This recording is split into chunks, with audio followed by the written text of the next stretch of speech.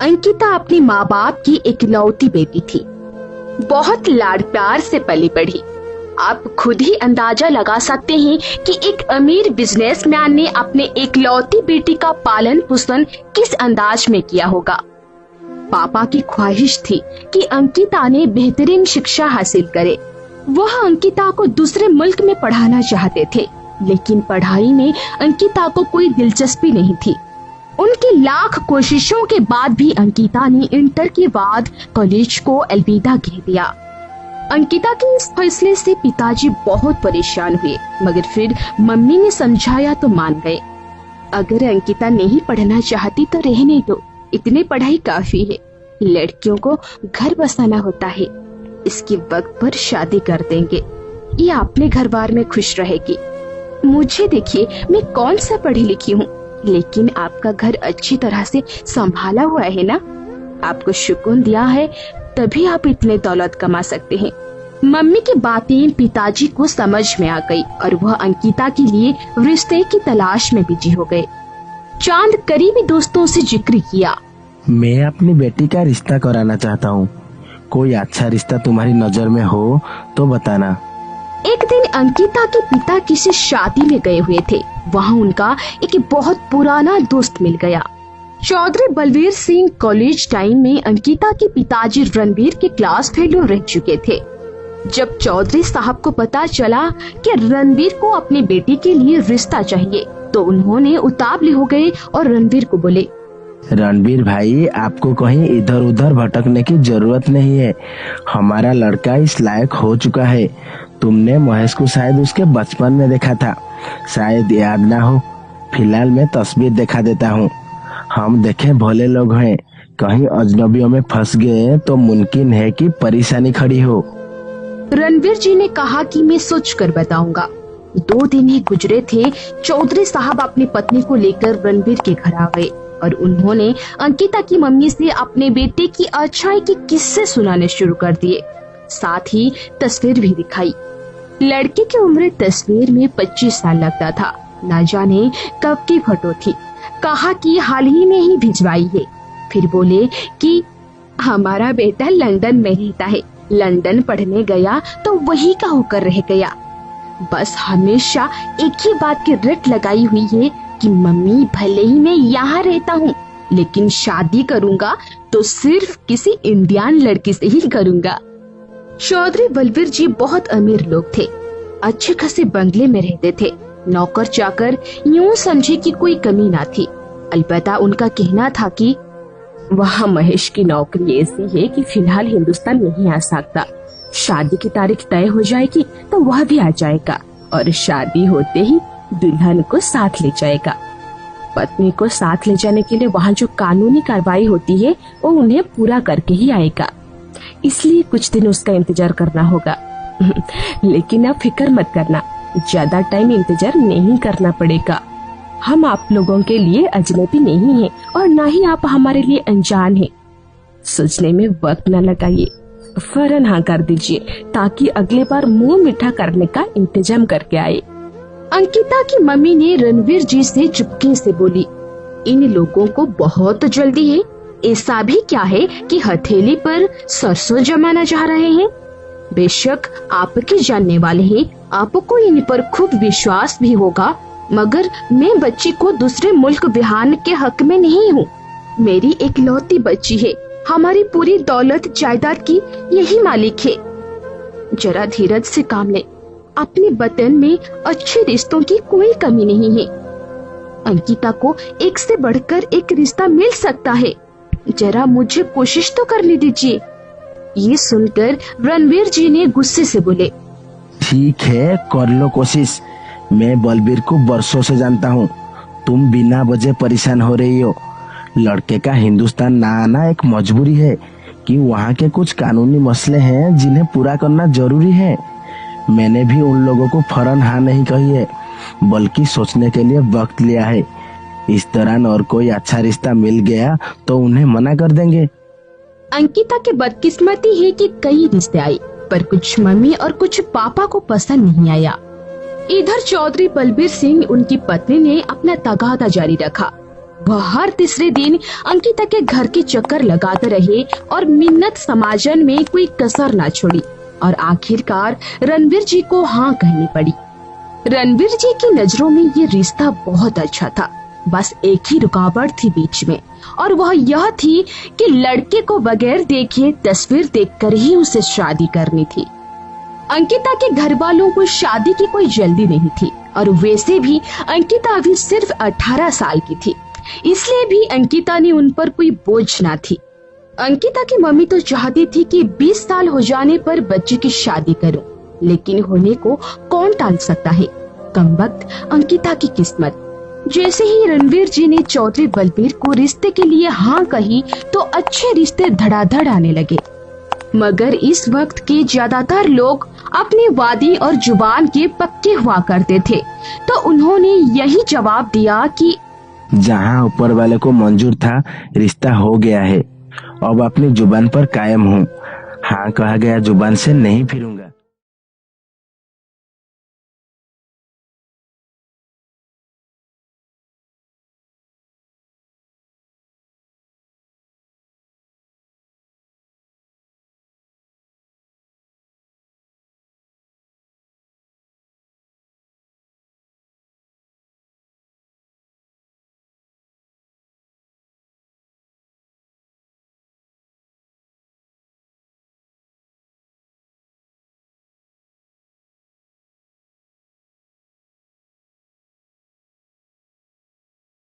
करेंगे। रणवीर के दबाव से मजबूर होकर अंकिता की माँ चुप होकर बैठ गई। दिल उनका महेश के रिश्ते पर राजी ना थी, बस बार बार यही कहती कि लड़का देखा नहीं है और बात परदेश की है। फिर अंकिता की माँ ने अंकिता से कह दी, तो अगर राजी नहीं है तो अभी कह दे, बाद में मैं कुछ नहीं कर सकूंगी। अंकिता ने क्या कहती, उसे तब इतनी अकल समझ न थी। अंकिता ने जवाब दिया, मम्मी आप और पिताजी जो फैसला करेंगे मुझे मंजूर है, मेरी अपनी कोई मर्जी नहीं है। मालूम नहीं अंकिता की मम्मी को क्यों ये फैमिली पसंद नहीं आई। दबी जुबान से बोली, मुझे ये लोग लालची लगते हैं, इनसे अच्छाई और सच्चाई की खुशबू नहीं आती मुझे। एक दिन अंकिता ने अपने मम्मी से पूछ ही लिया, मम्मी आखिर क्यों लगता है आपको ऐसा? बेटी इस वजह से कि ऐसे लोग खुशामद बहुत करते हैं, और मेरा तजुर्बा कहता है कि खुशामद लोग बहुत मतलबी होते हैं। यही बात खटकती है मेरे दिल को। ऐसे लोग रिश्ता लेने के लिए अक्सर अच्छा बनकर दिखते हैं। तभी पीछे से अंकिता की दादी बोली, अब जो फैसला हो गया उस पर दिल से राजी हो जाओ और ज्यादा कमियां मत निकालो। अच्छे कामों में भरोसा ही खुशियों तक पहुंचाता है। भरोसा करना पड़ता है। दुआ करो कि लड़की की किस्मत अच्छी हो, वरना बहुत देखभाल छान पटक के बावजूद भी कभी कभी थोड़ा महंगा पड़ जाता है। हमारी अंकिता किस्मत वाली होगी, देख लेना सब ठीक रहेगा। हाँ माँ जी, दुआ ही करती हूँ, वरना कल की किससे खबर है। इन्हीं बातों में वह दिन भी आ गया जब चौधरी बलबीर जी और उनकी पत्नी अंकिता की शादी की तारीख लेने में कामयाब हो गए। उनके खुशी का ठिकाना ना था। मिठाई का टोकरा लाए, खूब जश्न मनाया गया। अंकिता को महेश की तस्वीर दिखाई तो अंकिता ने एक नजर देखकर शर्म से सर झुका लिया। फोटो में तो वो बहुत खूबसूरत लग रहा था, लेकिन अंकिता की क्या पसंद और क्या नापसंद आज तक किसी को दिल में बसाई ही ना था। इन कामों से अंकिता के दिमाग सलाड की तरह बिल्कुल साफ था। खैर, तय की गई तारीख से 2 दिन पहले महेश लंदन से हिंदुस्तान आ गया। फिर 2 दिन बाद अंकिता के बाबू की चौखट पर बारात आ गई। दिन ढला, पलक झपकते ही दोनों 7 फेरों के बंधन में बांध गए। अब अंकिता महेश की पत्नी हो चुकी थी। अंकिता की माँ ने अंकिता के लिए खूब सारा दहेज बनाया हुआ था। बड़ी धूमधाम से अंकिता की विदाई की गई। 3 ट्रकों पर जब अंकिता की दहेज का सामान महेश के बंगले के अंदर उतारा गया तो सास ससुर का रुआं रुआं खिल उठा। अंकिता के पिताजी ने अपने बंगले शादी से पहले अंकिता के नाम किए हुए थे। शानदार गाड़ी भी उन्होंने दहेज में दी थी। हालांकि मालूम था कि अंकिता को महेश के साथ लंदन जाना है, मगर लोक लाज के कारण मजबूर थे। वैसे भी पैसे की कोई कमी नहीं थी। मम्मी और पिताजी की हमेशा से यही ख्वाहिश थी कि एक ही तो बेटी ही हमारी, बेटी का विदाई के वक्त दहेज में सब कुछ देंगे। हालांकि अंकिता के सास ससुर ने दहेज की कोई शर्त नहीं की थी। वह कहते थे कि हमें बस लड़की चाहिए, दहेज देना है या नहीं देना ये आपकी खुशी है। वैसे भी दहेज मांगकर वो क्यों शर्मिंदा होते। उन्हें अच्छी तरह से पता था कि अंकिता अपने माता पिता की एकलौती बेटी है। आखिर में सब कुछ अंकिता की ही तो होगी। विदाई हो गई और अंकिता दुल्हन बनकर महेश के घर आ गई। लेकिन एक बात महेश के बारे में सब ने कही, अंग्रेजी मुल्क से आया है इसलिए अलग सा लग रहा है। हाँ, शायद माँ बाप के मजबूर करने पर हिंदुस्तान में शादी की है। खैर, जितने मुंह उतनी बातें। रात का वक्त था। अंकिता ने फूलों की स्टेज पर दुल्हन बनी बैठी थी।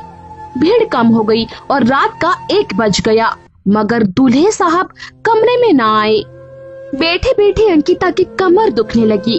उसकी जी चाहता था कि बिस्तर पर लेट जाए और सो जाए। अकेले कमरे में घूंघट काढ़े बैठी रही। खैर, आखिरकार कदमों की आहट हुई। अंकिता के पति महेश अंदर आए और सामने पड़े सोफे पर बैठ गए। अंकिता इंतजार में थी कि कुछ बातें करेंगे। महेश ने ना तो कोई बात की और ना ही घूंघट उठाकर अंकिता के चेहरा दिखा, बल्कि सिगार लगाकर पीने लगा। इस हरकत पर हैरान होकर अंकिता ने खुद ही घूंघट उठा लिया और नजरें झुकाकर सोचती रही, शायद लंदन में दुल्हन इस तरह घूंघट निकालकर नहीं बैठती होगी, तभी उन्हें मालूम नहीं है कि दुल्हन का घूंघट भी उठाना होता है और मुंह दिखाई भी देनी होती है। मुंह दिखाई गई भाड़ में, कम से कम थोड़ी बात तो करते। मगर खामोशी इतनी गहरी थी कि अंकिता के दम घुटने लगा।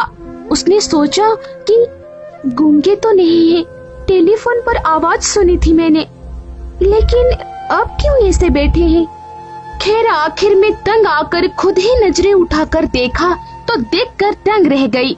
महेश ने सोफे पर पड़े सो रहा था। अंकिता ने सोची, लंबा सफर करके आए थे, आते ही शादी के कामों में हिस्सा लिया होगा और थक गए होंगे, लेकिन इतने कि सोफे पर बैठते ही सो गए। अंकिता भी बिस्तर पर लेट गई, मगर अब नींद कोसों दूर जा चुकी थी। घंटा भर यूं ही बड़ी सोचते रहे। प्यास महसूस हुई और फिर हलक में कंटे से चुमने लगे। दबे कदमों में पलंग से उतरी और महेश का कांधा होले से हिलाया। महेश हड़बड़ाकर उठ बैठा। अंकिता ने कहा, बहुत प्यास लगी थी। महेश ने मेज की तरफ देखा, जहाँ पानी का जग और गिलास रखा हुआ था।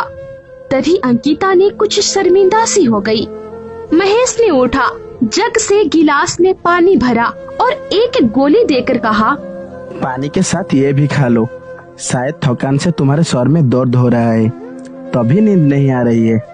अंकिता ने चुपचाप गोली उनसे लेकर फांक ली।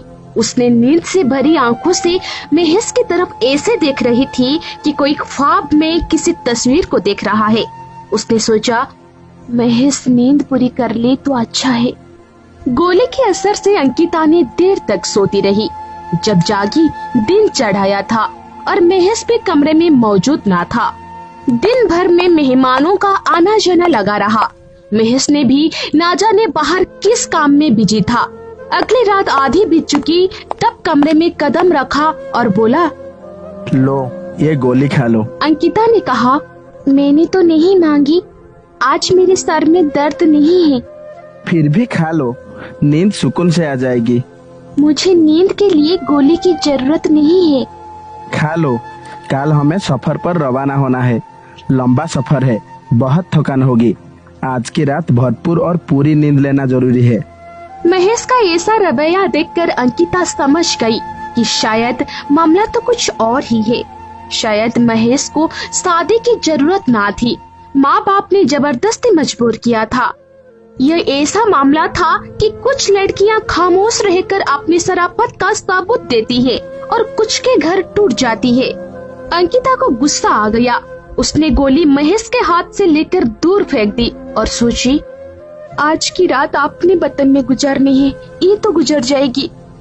जैसे ही सुबह होगी तो सबसे पहले मम्मी और पिताजी को खबर करूंगी, वरना वतन से दूसरे मुल्क में जाने के बाद जो मुझ पर बीतेगी तब मैं क्या कर पाऊंगी। सुबह 7 बजे अंकिता की सास नाश्ते की ट्रे लेकर आई तो अंकिता ने कहा कि मुझे अपनी मम्मी से बात करनी है। अंकिता की सास ने बोली, वो शाम तक आएंगे बेटा, मैंने फोन पर बता दिया है। मुझे अभी बात करनी है, माँ जी आप फोन पर मेरी बात कराइए। अंकिता के लिहाज की शक्ति से डर गई और फोन मिला कर दिया। अंकिता ने बोली, मम्मी पिताजी को लेकर फौरन आ जाओ। अंकिता की माँ घबरा कर बोली, सब ठीक तो है मेरी बच्ची, अभी इसी वक्त आए क्या? हाँ सब ठीक है, बस आप आ जाएं। 2 घंटे बाद दोनों आ पहुँचे। अंकिता ने उन्हें बताया कि महेश के माँ बाप ने उसकी जबरदस्ती शादी की है, उसने मेरा घूंघट तक नहीं उठाया, बस नींद की गोली देकर सो जाने को कहता है। परदेश में जो मुझ पर बीतेगी वह किससे कहूँगी। मैं हरगिज इसके साथ लंदन नहीं जाऊंगी। आप लोग ट्रक लाइए, पहले मेरा दहेज उठाइए और फिर मुझे अपने साथ ले जाइए। अंकिता के पिताजी ने महेश को बुलाया। महेश ने बोला, आपकी बेटी सही कह रही है, मैंने माँ बाप की खातिर शादी की, उन्होंने मजबूर किया था, मैं इस बंधन के लायक नहीं हूँ, आप बेशक इस बंधन को अभी खत्म कर दीजिए। इतना सुनते ही अंकिता के पिताजी ने तुरंत ट्रक वालों को फोन किया। अंकिता के सास ससुर ने बोले, अरे भाई साहब ये आप क्या कर रहे हैं? आपके बेटे से बात हो गई है, मैं जो कर रहा हूँ ठीक कर रहा हूँ। महेश ने कहा, जी हाँ, ये जो कर रहे हैं ठीक कर रहे हैं, आप लोग इन्हें मत रोकिए और ना ही कोई किसी तरह की परेशानी खड़ी करें। मुझे जल्दी वापस जाना है, कोई अड़चन ना डालें। मैं बहुत मना किया था पर आप लोग नहीं मान रहे थे, अब आ गई है बात समझ में आपके, शराफत से इनका सामान वापस कर दीजिए। और फिर महेश ने अंकिता से कहा, मुझे माफ कर देना अंकिता। महेश ने ये कहकर अंकिता के घर वालों की मुश्किल आसान कर दी, वरना न जाने कितना झगड़ा होता। अंकिता और उसके माँ बाप को उस वक्त बहुत दुख हुआ, बहुत अफसोस हुआ, लेकिन कुदरत जो करती है अच्छा ही करती है। 2 साल की उदासी के बाद आखिरकार एक अच्छा रिश्ता आ गया और अंकिता की दोबारा शादी हो गई। इस बार ऊपर वाले ने कर्म किया, पति हीरे जैसे मिला और आज अंकिता उनके साथ एक खुशहाल जिंदगी गुजार रही है। शुक्र करती है उस वक्त ऊपर वाले ने उसे हिम्मत दी और उसने दिमाग से काम लिया। अगर महेश के साथ लंदन चली जाती तो ना जाने उसका क्या हाल होता, शायद जिंदगी भर का पछतावा ही रह जाता। दोस्तों, आपको इस कहानी के बारे में क्या कहना है, कमेंट में अपनी राय का इजहार जरूर करें।